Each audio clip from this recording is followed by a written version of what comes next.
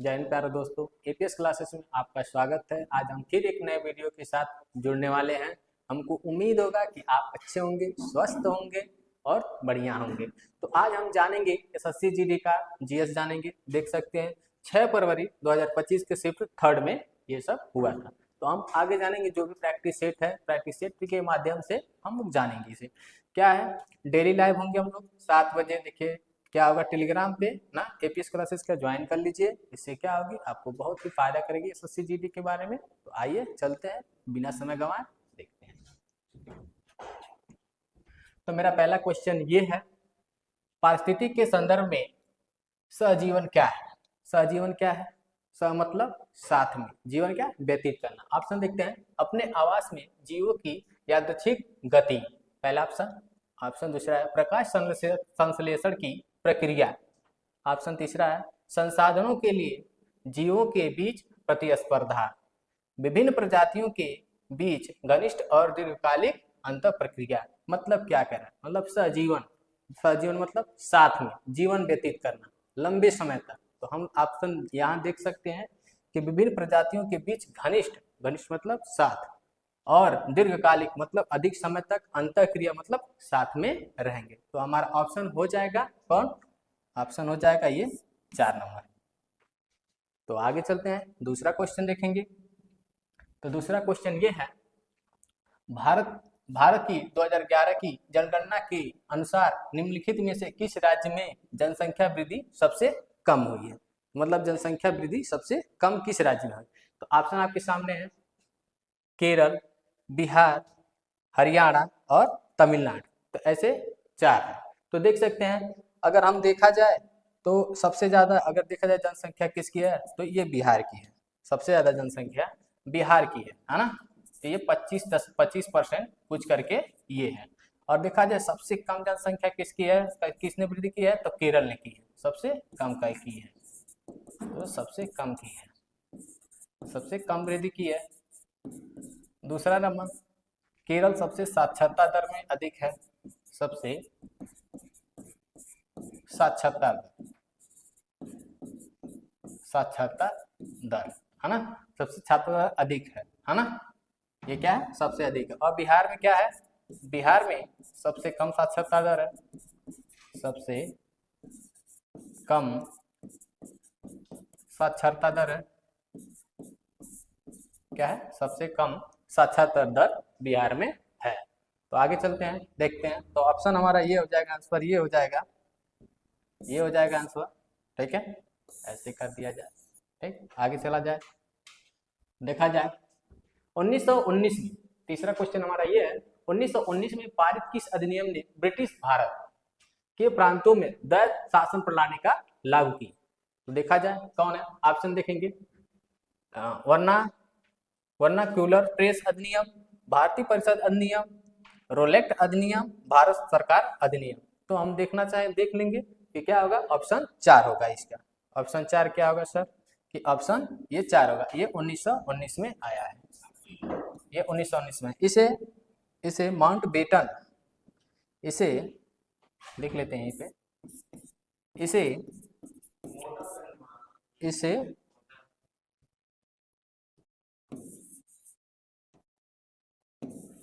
इसे क्या है, इसे 1919 में है ना, Mountbatten, Mountbatten James Ford के नाम से भी जानते हैं। जेम्स फोर्ड के नाम से भी जाना जाता है, से भी जाना जाता है, जाना। ठीक है, आगे देखेंगे फिर क्या होगा। ये क्या है, ये 18 ये प्रेस के बारे में, कि अगर मान लीजिए कोई भी राजनीतिक, उस समय राजनीति की बात चलती थी कि प्रेस के बारे में माध्यम से, तो ये इन्होंने ब्रिटिश ने चलाया अपने प्रेस अधिनियम, कि इससे क्या होगा कि प्रेस को दबा दिया जाएगा, जिससे उनके कोई भी राजनीतिक बात नहीं किसी के पास पहुंच पाएगी। दूसरा क्या आ जाएगा, भारतीय परिषद अधिनियम। इसमें क्या होता है सर, तो इसमें क्या होता है कि जैसे अप्रत्यक्ष चुनाव के लिए बारे में बताया गया है, भारतीय परिषद अधिनियम। रोड एक्ट अधिनियम क्या है, ये भी सर 1919 में। आपने सुना होगा जलियांवाला बाग ना, कौन वाला, जलियांवाला नरसंहार, क्या हुआ था वहां पे। ये रोड एक्ट अधिनियम किसी को भी बिना किसी कारण के जाने, मतलब कोई बिना नोटिस दिए क्या करते थे, कारावास में डाले, इसीलिए सभी को भीड़ बना एक, और क्या हो गया, ये 1919 में जलियांवाला हत्याकांड हो गया। तो आगे चल के देखते हैं, तो हमारे क्वेश्चन का आंसर ये हो जाएगा, है ना। आगे देखा जाए, चौथा नंबर क्वेश्चन है, द्वितीय पंचवर्षीय योजना के विकास में किसने महत्वपूर्ण योगदान दिया था। तो आपके सामने ऑप्शन है, ऑप्शन पहला है जे एम किन्स, दूसरे है पीसी महालनोबिस, तीसरे हैं सीडी देशमुख, चौथे हैं जेके मेहता। तो हमारा आंसर ये हो जाएगा, हमारा आंसर पीसी महालनोबिस। क्यों कहा जाता है सर, इसलिए कहा जाता है क्योंकि इसलिए कि इन्होंने क्या किया था, सांख्यिकी विध और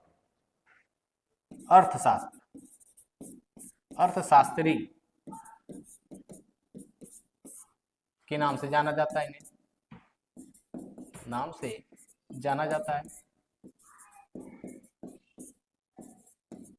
ठीक है। और क्या है, इन्हें क्या किया, 1968 में पद्मश्री, क्या किया गया, पद्मश्री से सम्मानित किया गया,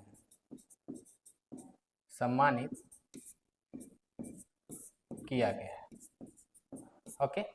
यहाँ तक चल रहा है, आगे चल के देखते हैं हम लोग क्या होता है आगे। नेक्स्ट क्वेश्चन है, हिमाचल प्रदेश की कीलुंग के पास टांडी में कौन सी नदी दो जलधाराओं के मिलती है। तो ऑप्शन पहला है चंद्र और भागा, दूसरा है बिंदुसार और सांवरी, तीसरा है पंजरा और वाघुर, और चौथा है पेनुगंगा और वर्धा।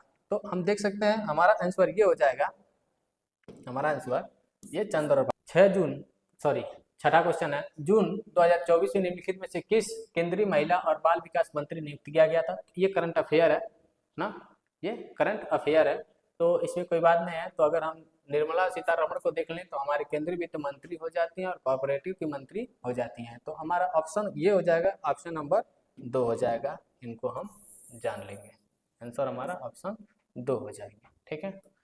क्वेश्चन नंबर 7, ऋग्वेद में उल्लेखित 7 नदियों में से एक सतलुज नदी का वैदिक नाम। वैदिक मतलब क्या, जो ऋग्वेद में लिखा गया है, जो ऋग्वेद में है, वेदों में हमारे नाम है, जैसे पुराने नाम, ओल्ड नाम ये पूछ रहे हैं। तो कहने का मतलब है, सतलज का मतलब क्या नाम है, सतुद्री, क्या है, सतुद्री, सतुद्री का क्या नाम है, सतलुज, ओके। परसड़ी का है रावी, ओके। अस्किनी का है चिनाब,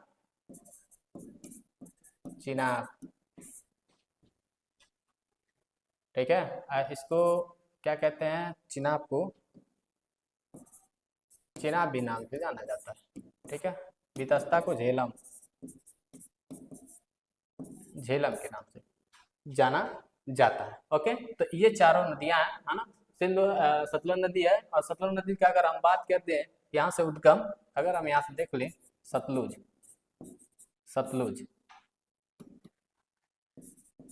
नदी का अगर हम देख ले उद्गम, ये कहाँ से निकलती है, तो ये कैलाश पर्वत, कहाँ से निकलती है सर, तो हम बताएंगे कैलाश पर्वत के तिब्बत मतलब चीन में के पास से निकलती है,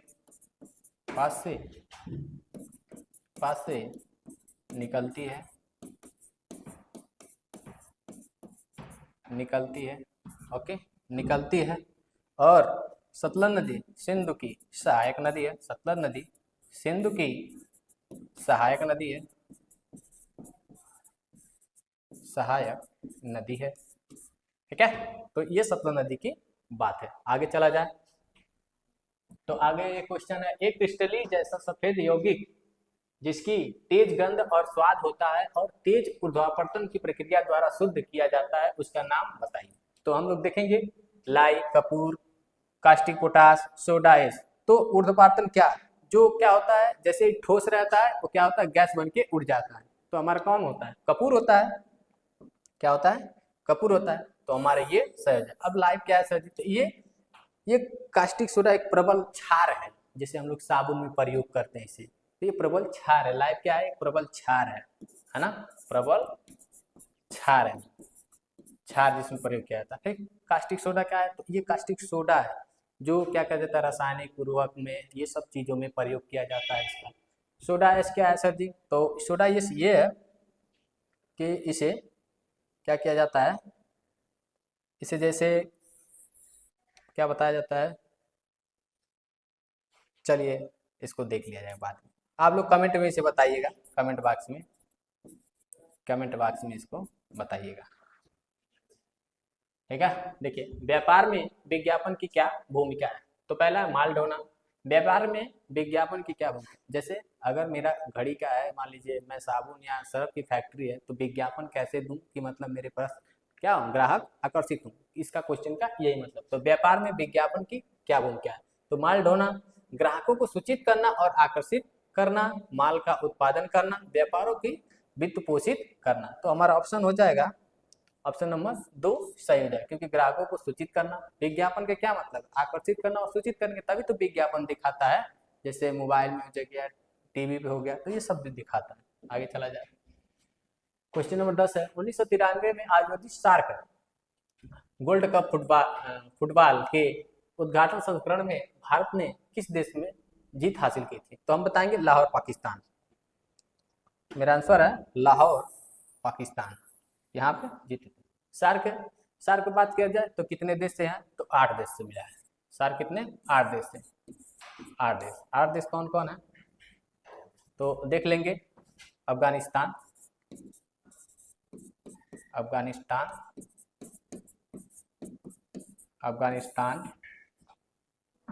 पाकिस्तान, भारत, नेपाल, भूटान, मालदीव,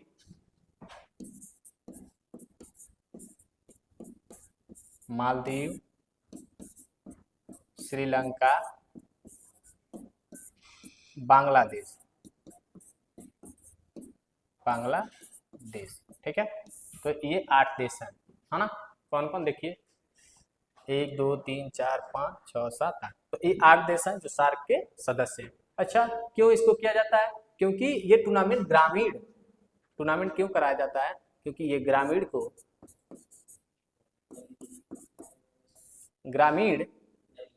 प्रोत्साहन के लिए, है ना, या बढ़ावा देने के लिए, प्रोत्साहन या बढ़ावा देने के लिए।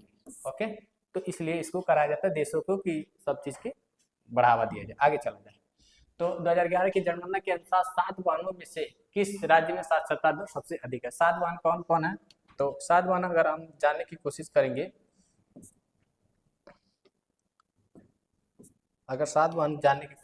तो 7 सिस्टर जो उत्तर पूर्वी के, जो पूर्वी राज्य कौन है, तो 7 सिस्टर के नाम से जाना जाता है।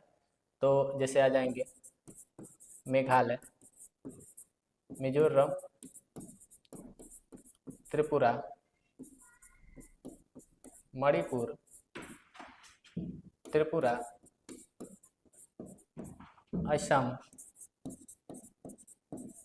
असम, नागालैंड,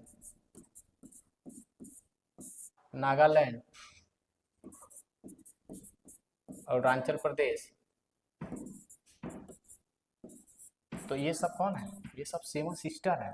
अब इनमें से यही 7 सिस्टरों की बात की जा रही है जो उत्तर पूर्वी राज्य में पड़ते हैं। यहाँ उत्तर पूर्वी राज्य कहते हैं, उत्तरी पूर्वी राज्य जो 7 सिस्टर है, तो यही सब है, 1 2 3 4 5 6 7। तो ऑप्शन यहाँ पे है आपके साथ हैं, मेघालय, मणिपुर, नागालैंड, मिजोरम। तो मिजोरम है, क्या है, मिजोरम। यहाँ सबसे ज्यादा पढ़ाई होती है, मतलब ज़्यादा साक्षरता है, मतलब पढ़े लिखे सबसे ज़्यादा है। आगे चला जाए। भारत के संविधान का कौन सा संविधान संशोधन भारत के राष्ट्रीय पिछड़ा वर्ग आयोग की स्थापना से संबंधित है? तो ऑप्शन ए है संविधान 100 दूसरा संशोधन अधिनियम 2018, संविधान 86वां संविधान संशोधन अधिनियम 2002, संविधान 104 संशोधन अधिनियम 2019, संविधान 84वां संशोधन अधिनियम 2001। तो हमारा आंसर ये हो जाएगा, ये दूसरा हो जाएगा, सॉरी पहला, सॉरी ये पहला है। तो ये क्या किया जाता है, जैसे पिछड़े वाले जो होते हैं 2018 में इनको लाया जाता है। आगे चला जाए। तो आगे है 13, पद्मश्री से सम्मानित शोभना नारायण निम्नलिखित में से किस भारतीय शास्त्रीय नृत्य से प्रदर्शन करते हैं? तो आप लोग पहले बताएंगे ये किस किस राज्य के लिखे हैं ये नृत्य। तो हमको पहले ये जानना है, ये मणिपुरी कहाँ का है? मणिपुर की, मणिपुरी कहाँ का? मणिपुर। भरतनाट्यम तमिलनाडु का है। कहाँ का है? तमिलनाडु का है। ओके। ये ओडिसी कहाँ का? उड़ीसा का। ये कहाँ का है? उड़ीसा का। ये कथक कहाँ का है? उत्तर प्रदेश का। ओके, यहाँ तक किसी को कोई दिक्कत नहीं होनी चाहिए, ठीक। तो कहा है शोभना किससे संबंधित है? तो कथक से संबंधित है, ठीक है, जो उत्तर प्रदेश की है। ओके, आगे चला जाए। क्वेश्चन नंबर 14, निम्नलिखित में से किस राज्य में सांझी का त्योहार मनाया जाता है? सांझी का त्योहार मतलब शाम का समय समझ लीजिए, है ना। ये कब मनाया जाता है सर? तो कहा जाए ये नवमी मतलब यही नवरात्र जब दुर्गा पूजा का आता है तो उसके निकटतम में समय में मनाया जाता है ना। तो नवरात्रि के निकटतम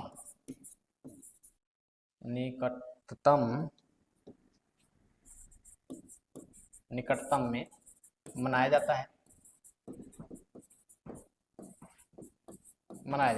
ओके, आगे चला जाए। कहाँ मनाया जाता है? तो ये पंजाब में मनाया जाता है।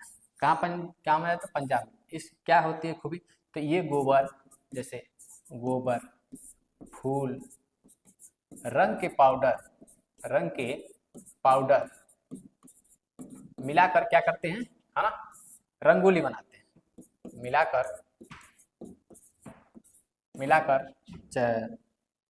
बोलते हैं द्वारा पे, है ना, चाहे घर के सामने, चाहे आंगन में, ये सब जगह बनाते हैं। क्यों ये सब बनाते हैं सर? क्योंकि ये कहते हैं कि जैसे कि बुराई पर अच्छाई की जीत हुई थी, इसीलिए, है ना, किसको सांझी का त्योहार मनाया जाता है। किस राज्य में? तो पंजाब राज्य में। गुजरात में जानते हैं गरबा फेमस डांस है। ओके, आगे चला जाए। 15, अर्जुन सिंह धुर्वे को किस नृत्य शैली को बढ़ावा देने के अथक प्रयासों के लिए पद्मश्री 2022 से सम्मानित किया गया है? पद्मश्री क्या, हमारे यहाँ के सर्वोच्च 4 पुरस्कार होते हैं। जैसे भारत रत्न सबसे पहला होता है, ये पहले आप लोग जान लें, जैसे भारत रत्न। ओके, भारत रत्न, है ना, ये सर्वोच्च सम्मान है। क्या है? सर्वोच्च सम्मान है भारत का। ओके, उसके बाद Padma Vibhushan,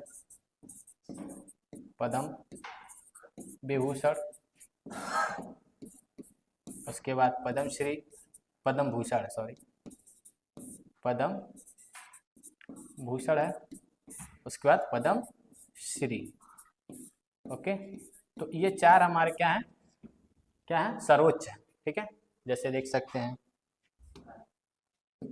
1 number, 2 number, 3 number, तो 4 नंबर। देखिए वहाँ कौन सा पूछा है, देखिए पद्मश्री 2022 में, ठीक है। तो कितना नंबर का? देखिए 4था नंबर का, है ना। तो किस पे मिला है? तो बैगा नृत्य पे। कौन है? तीसरा नंबर, ये बैगा नृत्य पे, अथक प्रयासों पर बैगा नृत्य पे मिला है पद्मश्री 2022 में। आगे चलते हैं, ये सब जान लीजिएगा, ये जरूरी भी है। 16, क्वेश्चन नंबर 16 है, भारतीय संविधान का कौन सा अनुच्छेद राज्य को समाज के कमजोर वर्गों के आर्थिक हितों को बढ़ावा देने के लिए आवश्यक बनाता है? तो देख सकते हैं, पहला है अनुच्छेद 47, दूसरा है अनुच्छेद 46, तीसरा है अनुच्छेद 49, चौथा है अनुच्छेद 48 है। तो देख सकते हैं, तो आइए देखते हैं क्या है। तो 47 में क्या है? जैसे नशीले पदार्थों का, क्या है? नशीले पदार्थों का, है ना, नशीले पदार्थों का प्रतिबंध, नशीलों पदार्थों पर प्रतिबंध। ओके, प्रतिबंध मतलब नशीला पदार्थ जैसे चरस, गांजा, ये सब सारी चीजें आम जगह नहीं बिक सकती हैं जैसे सब्जी बिकती है, तो इसलिए प्रतिबंध लगाया जाता है। ठीक, 46 क्या है, तो हमारे आंसर का 46 है आंसर है। इससे क्या होता है सर, जैसे आर्थिक कमजोर है ना, क्या है आर्थिक कमजोर, मजा नहीं आ रहा इससे, रह जाइए। आर्थिक कमजोर, आर्थिक कमजोर कौन आते हैं सर, जैसे अनुसूचित जात, अनुसूचित जात, अनुसूचित जात व अनुसूचित जनजात, अनुसूचित जनजात, ये सब कहाँ आते हैं, है ना, कमजोर वर्ग में आते हैं, है ना। इसलिए आर्टिकल 46 में बताया गया है कि इनको क्या दिया जाएगा, कमजोर वर्ग को आर्थिक हितों को बढ़ा दिया जाए। 49 में क्या है सर, तो इसमें क्या है स्मारकों का, इसमें क्या है स्मारक, जैसे स्मारक जैसे हमारे यहाँ का ताजमहल हो गया, है ना, ताजमहल हो गया, इंडिया गेट हो गया, ये सब क्या है स्मारक है, इसको बचाना है ना, स्मारकों को क्या करना है, बचाना है, स्मारकों को बचाओ, ठीक है, बचाव करना। 48 क्या है, तो ये कृषि संबंधित है, कृषि एवं पशुपालन, कृषि एवं पशुपालन, पशुपालन ये है, पशुपालन से क्या है, कृषि पशुपालन, जैसे कृषि को मतलब खराब नहीं कोई करेगा, पशु को कोई मारेगा नहीं, जैसे दूध देने वाले को, किसी को भी क्या कहे, सब पे प्रतिबंध लगाया गया है आर्टिकल किसमें, अनुच्छेद 48 में। आगे चल के देखा जाए, क्वेश्चन नंबर 17 है, निम्नलिखित में से कौन सा टेबल टेनिस के अन्य ऐतिहासिक नाम, तो अन्य टेबल टेनिस के ऐतिहासिक नाम जो सबसे अन्य में है, तो देखेंगे गोगिसा, वैफ है, पिंग पोंग है, तो क्या है ऑप्शन चौथा है, तो कैसे चौथा है सर, तो इसको क्या कहा जाता है, ये 1890 के दशक में है, ये 1890 में, ये 19वीं सदी में है, और ये 20वीं सदी में, ये सब का नाम क्या था, टेबल टेनिस ही था। अब वर्तमान में टेबल टेनिस के नाम से जाना जाता है, पहले है ना, अब तो टेबल टेनिस के नाम से जानता है, पहले इसी नाम से टेबल टेनिस को जाना जाता था। चलिए आगे चल के देखा जाए, निम्नलिखित में से किस केंद्रीय मंत्री सितंबर 2024 के भूनिर् पोर्टल लॉन्च किया, जैसे ये करंट अफेयर है 2024 का है, आप देख सकते हैं, आपकी मर्जी है, ये तो करंट अफेयर है। चलिए देखा जाए, तो हमको ये पता चलता है इसे, भूनिर् मतलब, भू मतलब क्या होता है, भूमिगत, भूमिगत, ठीक है, नीर मतलब क्या होता है, जल, है ना, तो मतलब भूमिगत जो भी जल संरक्षण भूमिगत है ना, उसके बारे में। तो हम देखेंगे कौन है, तो CR पाटिल, कौन है, CR पाटिल है। आगे चला जाए, क्वेश्चन नंबर 19 है, आपके चेक पर अंकित मैग्नेटिक इंक करेक्टर रिकग्निशन संख्या के पहले अंक उस डैश, देखिए ये खाली इस जगह को भरना का कोड बताते हैं जिसमें आपका बैंक खाता है, तो हम देखेंगे शहर, क्या है मेरा आंसर शहर है ना, ये क्या करते हैं, पहले लिखा हुआ है कहीं, चेक के पहले अंक, इसमें क्या दिखाता है, पहले अंक, पहले 3 अंक है ना, इसमें दिखाता है। देश में क्या है, ये तो इसमें चेक चलता है, चेक कौन जारी कर देता है, जैसे रिजर्व बैंक, RBI, ठीक है। इसको शाखा में क्या होता है, तो शाखा का लास्ट के 3 अंक, अंतिम के 3 अंक देखा जाता है, ओके, अंतिम के 3 अंक, और बैंक क्या होता है सर, बीच का, ये बीच में 3 अंक होते हैं इसके, या मध्य में लिख दिया जाए, मध्य के 3 अंक देखा जाता है, ठीक है। आगे चला जाए, तो ये हमारा 19 है, लास्ट है ये 20 नंबर, निम्नलिखित में से गायकों में से कौन पद्मश्री, पद्म भूषण और पद्म विभूषण के तीनों पुरस्कारों के प्राप्त करता है, तो ऑप्शन ए है हरिहरन, MM कीरावनी, तीसरे हैं SP बाला सुब्रमण्यम, चौथे हैं SR रहमान। तो ये आप लोग कमेंट करके जवाब दीजिएगा, है ना। जय हिंद, जय भारत। इसी वीडियो के साथ हम फिर आगे मिलेंगे कल। जय हिंद, जय भारत।